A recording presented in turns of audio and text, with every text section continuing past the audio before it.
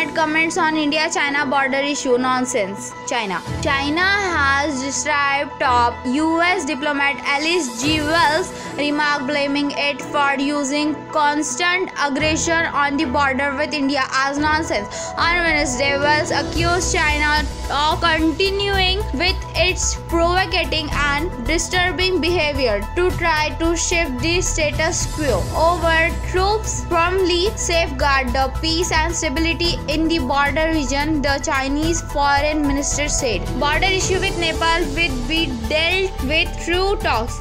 MEA. All matters related to border issue with Nepal will be dealt with through talks. Ministry of External Affairs MEA spokesperson Anurag Srivastava on Thursday. The MEA's comment comes after Nepal released a revised official map on Wednesday that includes part of Indian territory. We hope Nepal's leadership create a positive environment for talks, Srivastava added. Oxfam to fire 1,450 staff. Shut office in 18 countries amid COVID-19 crisis. Oxfam International has announced that it will be firing 1,450 out of near 5,000 employees and will shut down operation in 18 offices worldwide to adapt to the financial impact of coronavirus. The agency will withdraw from countries including Afghanistan, where it has worked for 50 years, Sri Lanka and Pakistan. Oxfam will have physically presence in 48 countries. China opposed US sale of $180